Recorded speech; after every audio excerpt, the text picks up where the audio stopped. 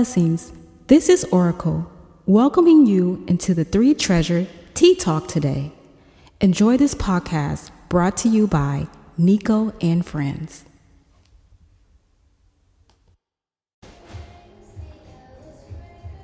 All right. Welcome to our first ever Three Treasures Tea Talk with T. Hi, I'm T, or Tiana. Seems like we have some alliteration today, and it's very appropriate because we are also drinking some great oolong tea. Shout out to the tea folks at Tea File. I believe it's Annie Chen over there. I got a mystery tea from the Lunar Lantern Festival that took place this weekend. So today's episode, I'm really excited to have T here to talk about acupuncture. We're both acupuncturists and also specifically ear piercings and tattoos. So let me stop talking and let you introduce yourself and what you want to share with our viewers, listeners. All right. Hi, everyone. A little bit about myself. I am a body piercer as well as a acupuncturist. I've been in the body piercing industry since 2007 and a licensed acupuncturist since 2021. And as part of my thesis in grad school, I had an opportunity to explore the connections between these two realms, and that's kind of what I want to talk about here today. Is kind of how my experience as a body piercer kind of informed some of my acupuncture experience and vice versa. Anyhow. Lovely. Yeah, and I know the reason, I mean, since you're a professional piercer, obviously I want to talk to you, but something I want to share with the listeners is that you did your thesis on ears and how the history of how it became therapeutic, I believe in France. Is that correct?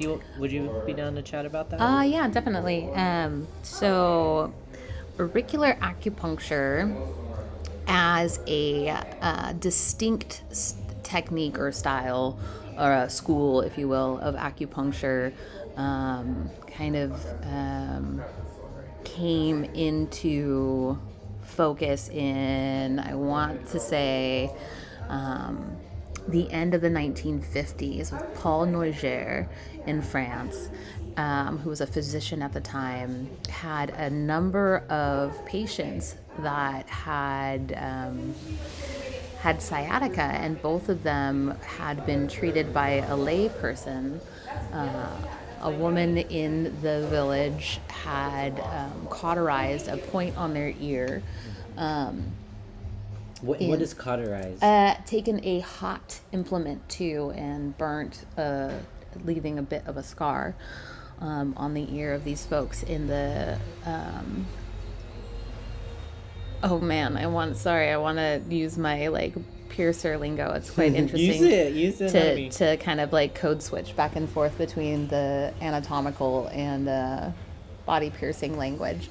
But in the region where a rook piercing would live was a bit of a scar, and that kind of led to Nourger's curiosity of the ear being utilized as a functional treatment for pain.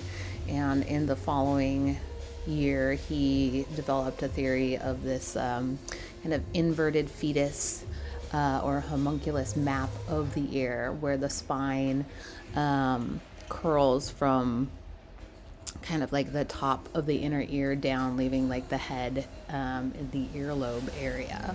I wish I could have slides and show Well, folks. yeah, is that the rook? I just looked it up. So that's a Yes. rook piercing. So that's That would be the for, sciatic. yeah, for like acupuncturists, it would be a little bit medial to Shenren.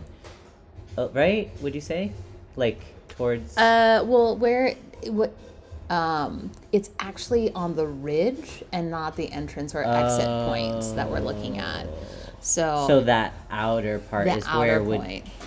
Gotcha. Yeah. So that actually looks like it might be if you use that helix, like the spine, it would be like the That is the lowest sciatic. part of the spine. Uh-huh. Yep. Okay, cool. Yeah, maybe we can put some slides up. My idea is to kind of cater to the nerds out there that want to do their own research. So I'm going to try to put documents associated with each episode with like images or links or studies, books. My idea is people can do their own research, and we're only talking about things that we nerd out on. So All right, I just Yeah. pulled up my thesis paper. Nice. So, yes, Paul Noyer, a French doctor, created a somatotropic map of the ear in 1957 after noticing a number of his patients had a scar on the anti-helix notch that they received from a lay practitioner successfully treating sciatic pain. There you are. Oh, there you are. Well, yeah, it was the perfect. Yeah. the little bit that I like to point to that I don't have in my paper in this conversation is that it was a woman that had done the lay practitionership for the folks, and I think that's something that is so often Not acknowledged. Not acknowledged. Yeah. So. Yeah, because even on this map right here, I mean, it's just showing, like sacral spine, lumbar spine. That's that same spot. And then thoracic. Yeah. It's right there. Yeah. Where between hip E and lumbar spine on this map. All the maps are a little bit different as it goes with the tiny ass ear and the tiny ass points. Oh, they are so close together. It's true. Yeah, it's all about palpating, right? Anyway. Yes. So just a little bit more about the history of the auricular acupuncture that I think is interesting is that it kind of concurrently was being created both in France and then also in communist China as part of Mao's Barefoot Doctor initiative. There was a massive study done by the Chinese army doing research and so that research team identified some of the points that Noyer had and then also expanded and created its own somatotropic map of the ear. Later, in the 90s, UCLA conducted a study where they did a double-blind study verifying the points.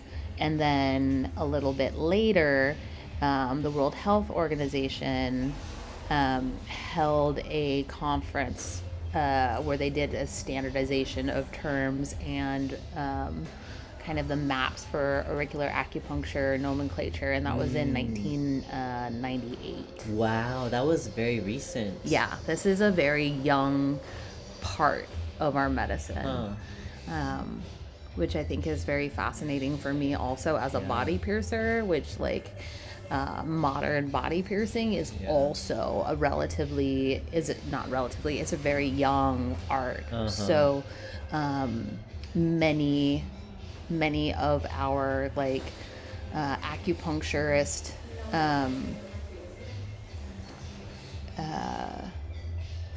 the folks that have been generating this new style of acupuncture are still living, or one generation Paul Noyer down. only died probably not that long ago, or I don't don't know when he died. I don't have We that could look information. That up. But however, in the field, the heavy hitters are people you can email, like Sabine Williams, or just the people like Michelle Garowitz, or I just people's names that are Lonnie Jarrett, people that are Jeffrey Yuen, they're still teaching, but that's pretty much who we have. It's not like there's this other generation of people that, I mean, like Matulu Shakur, for me, he's my hero, and he passed last year.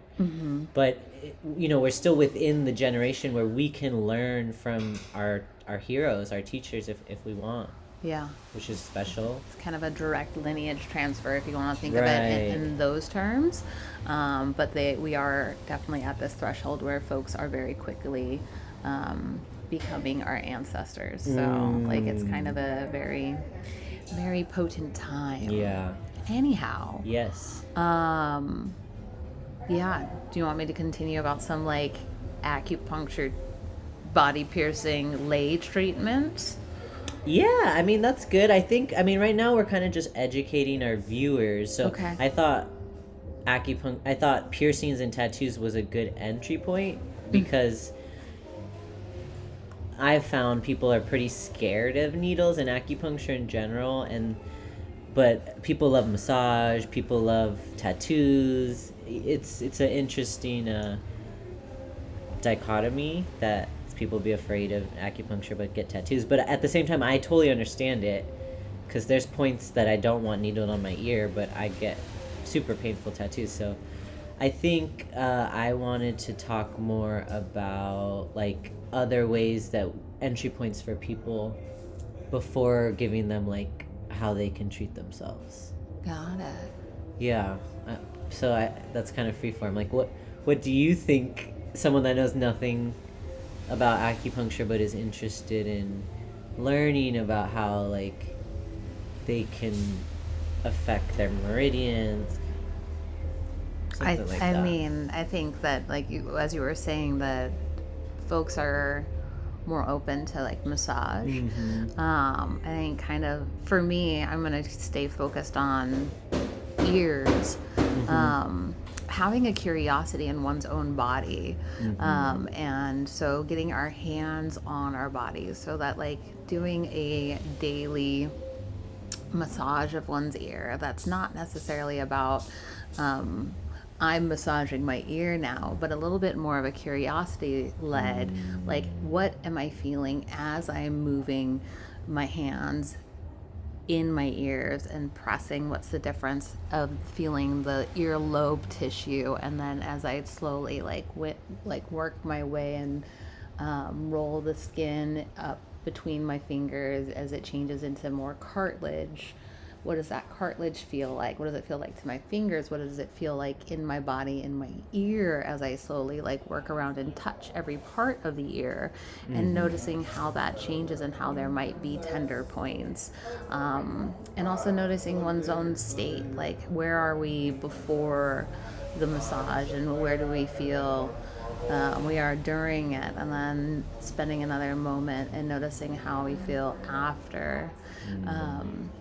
One thing that I notice as I always give folks a real thorough massage / cleaning of their ears before I do auricular acupuncture is that there's a point where there's this slow exhale, almost always for folks.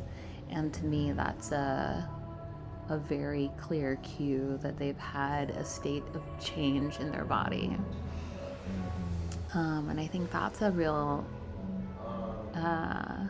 accessible entry point for folks to kind of like step into how acupuncture can be helpful with their own acupressure on a part of their body.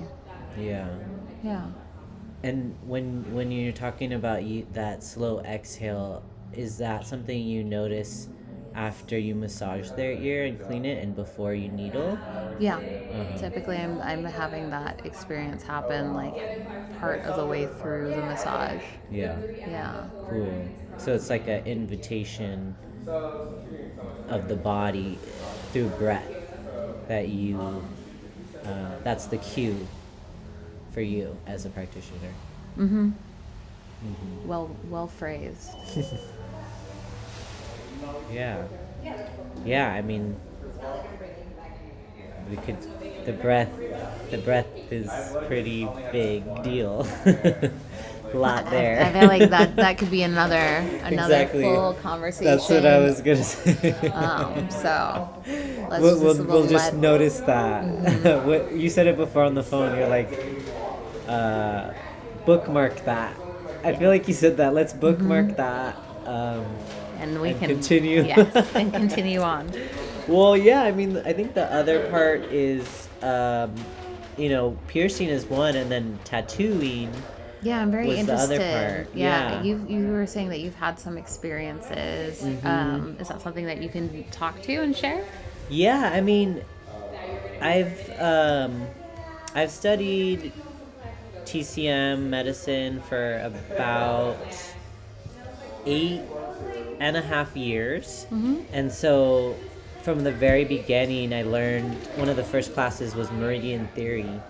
And so I've known about the channel since then, and so maybe a year or two into acupuncture school, I had a friend that was learning to do hand pokes, and so she practiced on me, and the first 2 tattoos she did was just cute flowers, but then the third one, I wanted to specifically do it on an acupuncture point. So I chose the acupuncture point gallbladder 34, which is kind of near the knee on the outside. And it was extremely painful. The tattoo hand poke took about 3.5 hours. And I wasn't able to take breaks because she was doing it as a way for her to test her speed. And it was free and she was practicing. So, I just had to sit through it. But that was my first experience feeling the power of tattooing in a meridian way, because I could feel the entire gallbladder channel every time she poked after, maybe 30 minutes. So for 3 hours, I was feeling my whole body like electric. So it was like really intense. And I think that was therapeutic. I think something about sitting with that pain, that was kind of the first time I was kind of forced to face pain in a way, because I had asked her after 2 hours or something, like, can we take a break? And she's a very sweet person, like super caring, and I know she cares about me, but she said no. And so I was very shocked, and she said, no, I need to, do my timing, whatever. And so I respect that her process. So I that forced me to sit with the pain, and that was kind of my first time, like, really kind of being beyond my threshold, and trying to do something about it, but not being able to, and just having to, like, move through it. And I think that's what was unique about that experience, is that I actually did kind of go beyond my threshold, and something healing happened, and it made me interested in what happened, and to seek more of that, because it did what acupuncture does, is it activated the channel and wakened stuff up. Essentially, pain is active. I call it a yang energy, I guess. Yeah. If it's like sharp shooting electric pain, which is what kind of is the quality that I'm referring to. So yeah, I think that's kind of how I realized tattooing could be therapy in a medicinal, very scientific way. Certainly. Yeah. So with that treatment, that tattoo treatment, do you feel like it was a continued activation of the gallbladder channel? Do you feel like your gallbladder channel gets stasis in it now, or do you feel like it's pretty free flowing? I guess a follow-up question is, how long has it been now since that initial tattoo? Yeah, I believe I got the tattoo in 2017. Okay. So that was maybe 7 years ago. I think the gallbladder is karmic for me, like, as the last channel of all the meridians and the only extraordinary channel and the ruled by the rat, the kind of that nature, like I resonate with the gallbladder, so I think it's gonna be a lifelong thing. And I did an intense, almost like a workshop with the gallbladder for that weekend workshop that I integrated and has since been integrated. So yeah. Right on. What other acupuncture tattoo treatments have you embarked on, if you care to share? Yeah, no, totally. I mean, that's kind of what prompted this convo, is that recently I have gotten a lot of tattoos, and all of them have been meridian focused for the purpose of healing, emotionally, physically, whatever, like pain, like, so it's like multi-layered, but the part I want to talk about is the science, the meridian. So yeah, like one of the first tattoo I got in this series that I've gotten in the past few weeks was on a part of my body that had a lot of scar tissue, on my upper thigh, because I used to inject hormones for like 4 years every week. So the upper thighs have a lot of like, it's painful to inject testosterone because it's oil based, and so it stings, and it's just like really sucks. thick. Yeah, it's super thick, and like even the needle to draw it, you have to draw it with like a fat, like a 22 gauge, or an 18 gauge just to draw it, and then to inject you want to use like a 27 or 28 gauge, but you can't really go smaller than that because it's so thick, so viscous, so, and I've had times where I didn't have those small needles, so I've had to use the 22 to inject, because use the draw needle, like the thick, because it's like you do what you have to do, over 4 years, it's hundreds of injections. So anyways, that area of my skin is got that energy of pain or whatever, like discomfort. And so I got a really beautiful like mushroom goddess woman right on that spot, and that really like felt good. It felt like I transmuted the energy into something beautiful.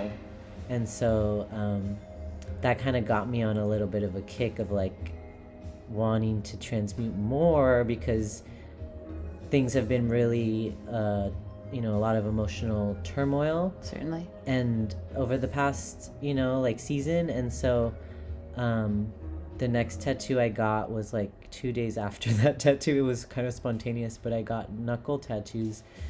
So 4 of my channels, well, even more than that, so actually 10 channels, because each has like a yin and yang, got activated, because I was still needing to transform more. And these knuckle tattoos were extremely painful, and it was gotten by like a friend of a friend who's done another artwork for me, but he's like a big dude, like a big young guy, and that's who I wanted to do these like knuckle tattoos. And honestly, they're kind of blown out and like scarred, and it was, but the treatment, like fingers are like that. Fingers are difficult, and he told me that, so I'm not even like mad. What I'm trying to say is I got the treatment out of it, and the art is there, and I love the message, and I work with my hands, so it's a cool message to have my patients see about, like, do you want to say for the audience? For the audience, yeah, it says more love, and I got a little heart for the O and more. But yeah, this was therapy. It was painful, and it was difficult to heal, because then you realize your whole fingers are fucked. So even like detangling my hair like didn't happen. Certainly, and then I got a rat's nest because my tattoos are healing. So it's just like, this is the type of stuff, like this is what healing looks like. It's fucking messy, but like then it's it's beautiful, and it's a story, and it's transformed. It's not it's so not stagnant and sad or whatever. I mean, it can be sad, but like it can be beautiful if you want that too. And I'm into art, so. So it's very fitting to be able to have a very visually artistic treatment that can call you back to the moment when you look at it, and have that impact awakened, right? So much of our memory is like also active in our body when it's active in our remembrance. So in that way, touching back in on the moment you had when you received that tattoo is in of itself exactly a treatment again. When I talk about my iris tattoo, which is actually from my mom, her name's Maria Iris, when I see it, I remember the experience of I remember my whole channel lighting up. Yeah. So every time I remember that, it does something to my brain. And that channel's activated again. You can't, it's like you learn something, you can't unknow it. I mean, you can forget, and that's like a Taoist thing, but you know, like you can't unpick a booger, right? Shout out to Callie. Shout out, Dr. Phillips. Dr. Phillips. You cannot unpick a booger. Yep, once that out, it's sticky and it's there. It's not going back in. It's not going back in. It's not going back in. No. So yeah, I mean, I think, you know, I'm pretty happy with what we've talked about, and I just want to kind of veer us to closing, but also to mention to our viewers that you've got some sick tattoos. This neck chest piece is gorgeous, and I just wonder if you want to chat about what that was like for you, anything around breathing or pain or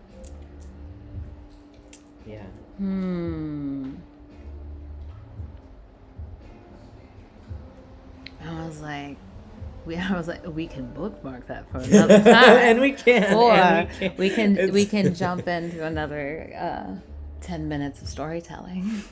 Do you have 10 minutes? Let's see what I got. So, intentionally. Well, there's like there's nuance to my throat tattoo. I've wanted to adorn my throat since the early 2000s, probably 2004, 2005.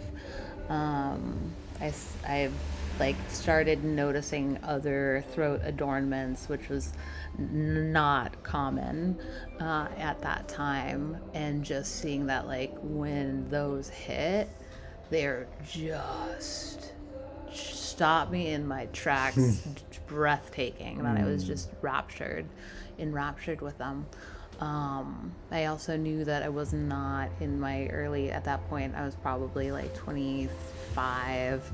I was not in a point in my life where I couldn't make a decision for my body in some place that is just going to be so forward facing, and part of my visage. And so it's been a work in progress for a really long time. Now in my 42nd year, when I received the tattoo, was a point in life where I've definitely come to the point where I'm very, very settled, and also feel very integrated in who, how, and the ways I'm seen in the world. Also, I know that my survival is no longer directly tied to my presentation, which is a delight. And as a practitioner, kind of both as a body piercer and a TCM acupuncturist, I am like facilitating for folks, right? So every time somebody walks into the room, they definitely carry just a little bit of apprehension, if not more. Then a little bit. And a little bit. And I am, I'm bringing in and working for folks, and part of that is, in order for me to do that, I can't be sticky, if you will. Beautiful word. Yeah, Sticky. Like, if I'm not clean and clear in how I'm interacting with folks, then the experience can kind of build up a residue in my own mind, like thinking about it later in the day, in my own body. And to use some other language from my teachers, like, it's important to be a conduit of an experience and let it flow completely through you. Or a hollow bone is another piece of terminology. So when it came to this throat tattoo, I wanted it to be a connection from an opening between my heaven and my earth, if you will, between my head and the rest of my body, and to just be an opening so things don't get like bottlenecked. The image itself is bottlenecked, you said. Dun, yeah. Oh my gosh, in sorry. the throat. So the image itself is a toroid, which is the shape that's created by the geoelectromagnetic field, like that we find around the earth itself, around our hearts itself, that's created. So in that way, it is constantly in movement, and moving free and clear. And so I love that. That was the decision, which not ironically, just part of the story. Once I found the artist that I wanted to work with, which is a story in and of itself that I'm not going to go into for time's sake, Hallie Mason, she drew up a number of options for me. Many of them her like own creative design, and then one of them being the toroid, which is a shape out in nature. Right. So it was like it's a physics thing. And then there was this physics thing, very familiar, in amidst it all, and I was like, oh, fuck, bless it. Like, I love her art so much, and yet once I saw the physics, I was like, hilarious. This is the one. Yeah. And with it, I walked in that day to receive the tattoo, without yet visually seeing it. And so you just knew the subject, like what it was. I gave her my body. We came in, we talked about my body, took pictures of my body, and the stylistically what I was after, and then I knew that I was in the hands that I wanted to be in for the design and the piece. Yes. So the day I've walked in out of the selection was like, well, nailed it. There it is. Let's go. And putting on the piece, I think we spent about 8 or 10 hours together. With my total on that day. And then I came back the next day and we finished it up over, I think, another 4 hours. But yeah, like with my neck laid back over the edge of the table, and her body kind of like curved up and around me, so I was quite surrounded by her torso, with my head up in her diaphragm and her arms on either side of my neck. I love that. Like held. It was very cradled. It was very nurturing to me.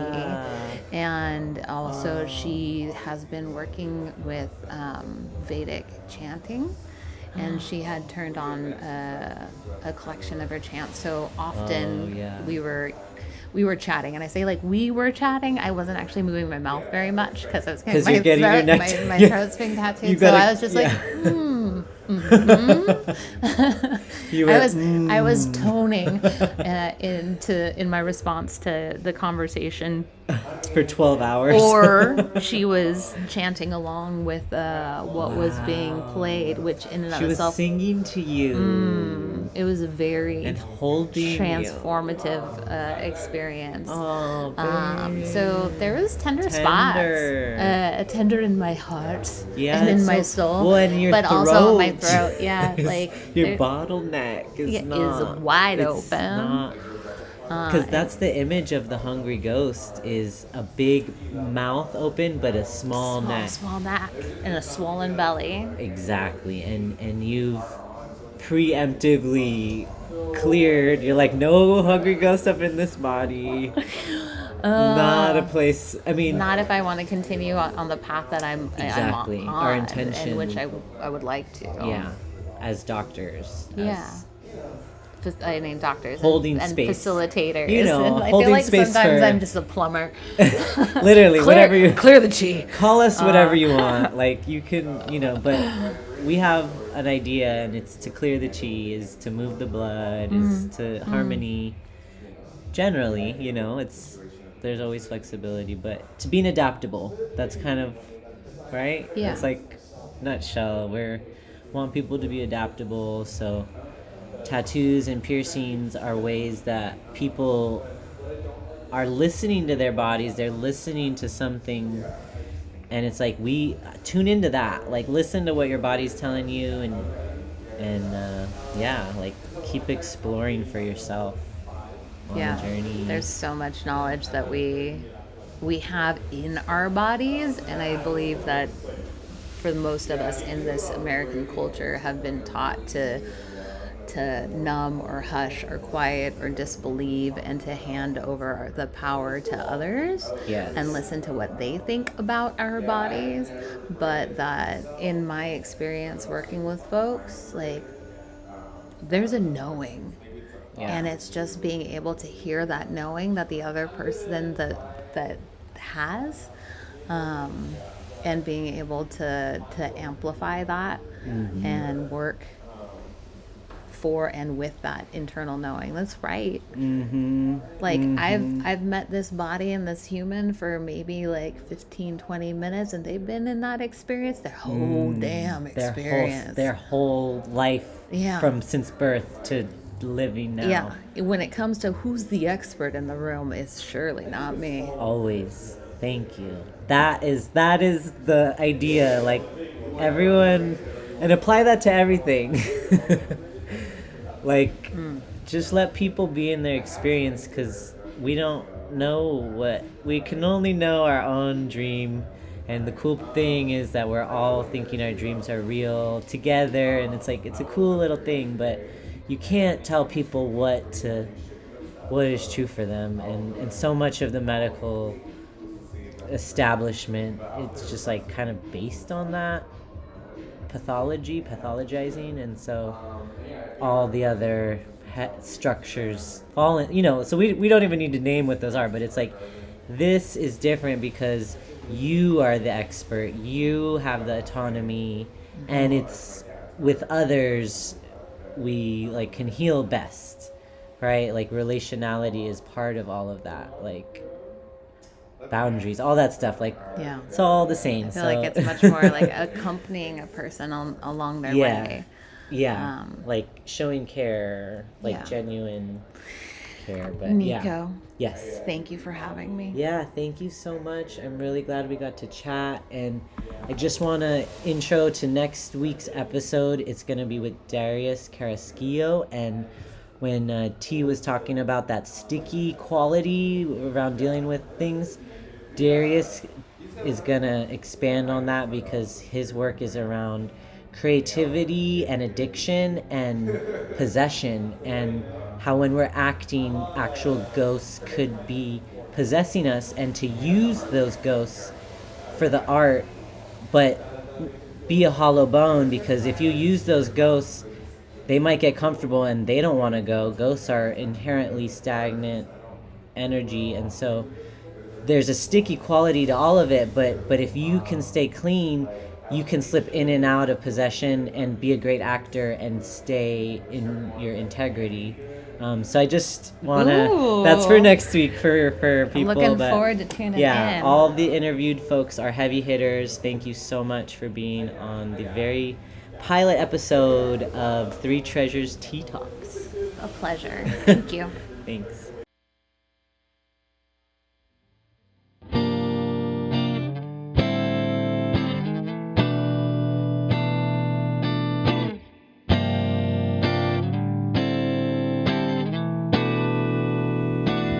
Thank you for listening to today's Three Treasures Tea Talk.